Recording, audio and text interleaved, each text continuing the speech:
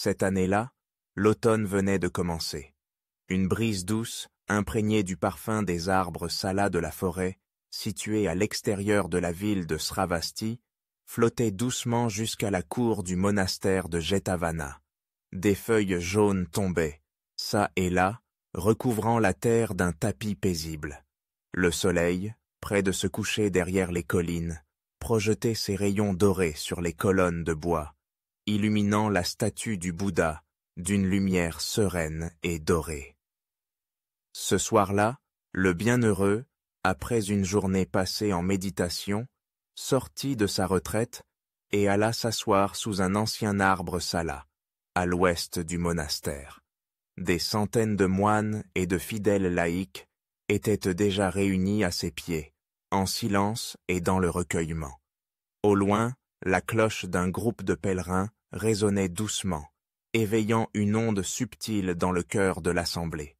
Le Bouddha regarda chacun d'un œil empreint de compassion et de sagesse, puis, d'une voix grave et paisible, déclara « Ô moines, ô nobles disciples, aujourd'hui je vais vous parler de l'esprit, la source de tous les phénomènes dans l'univers. » 2. L'enseignement du Bouddha. Tous les phénomènes naissent de l'esprit. Il leva la main et montra une branche sèche qui venait de tomber. Voyez cette branche tomber. Certains la regardent avec nostalgie, regrettant le printemps. D'autres y perçoivent l'impermanence du temps. D'autres encore ne voient qu'un morceau de bois sec. Mais la branche en elle-même ne dit rien. C'est l'esprit de l'observateur qui lui donne un sens. Il marqua une pause, laissant le silence s'installer, puis poursuivit.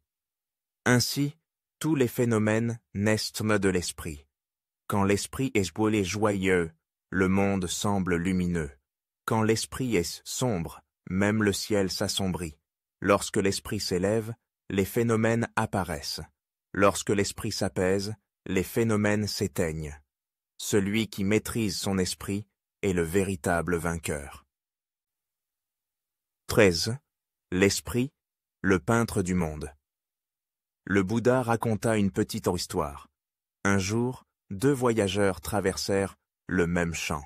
Le premier dit « Quel paysage paisible! Les fleurs s'épanouissent, les oiseaux chantent, mon cœur est aussi léger qu'un nuage. » Le second dit « Cette terre est aride, les moustiques bourdonnent, le soleil est brûlant.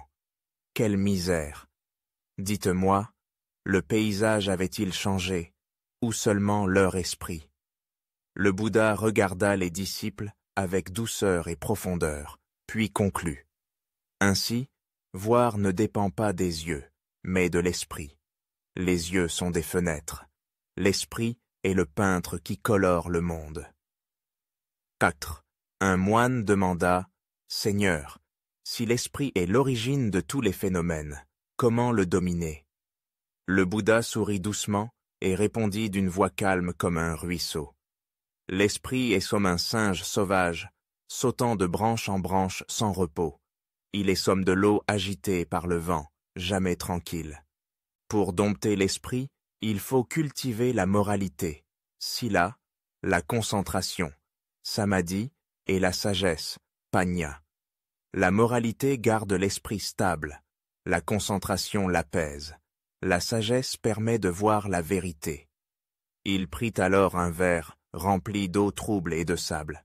Voyez-vous cette eau trouble? Si on la laisse en repos, le sable se déposera et l'eau deviendra claire.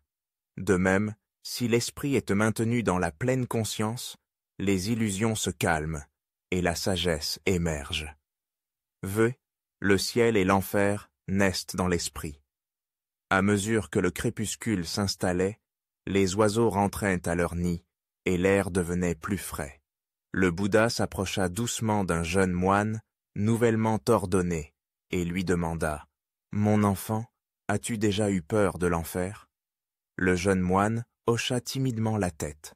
Le Bouddha posa une main chaleureuse sur son épaule et dit avec bienveillance « Mon fils, le ciel et l'enfer ne sont pas des lieux extérieurs. Ils naissent à chaque instant dans ton esprit. Une pensée de convoitise, de colère ou d'ignorance, et les portes de l'enfer s'ouvrent.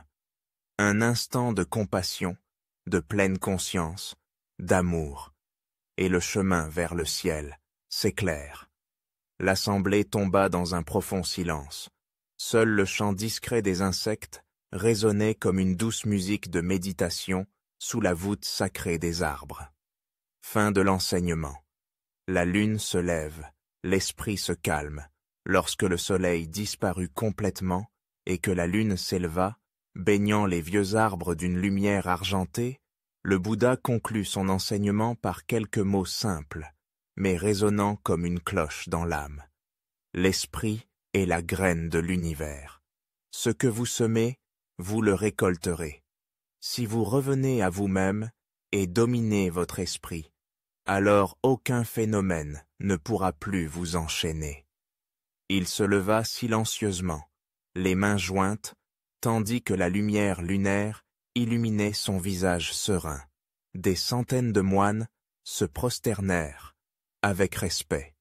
Certains fidèles versaient des larmes de gratitude, et de nouveau, une nuit paisible enveloppa Jetavana, où les graines du Dharma venaient d'être semées dans les cœurs, comme la lune semant sa lumière sur un fleuve tranquille.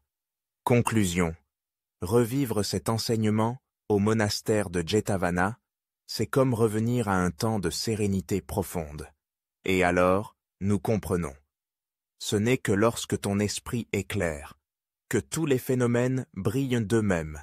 À ce moment-là, la souffrance ne peut plus naître, car elle ne trouve pas racine dans un cœur éveillé.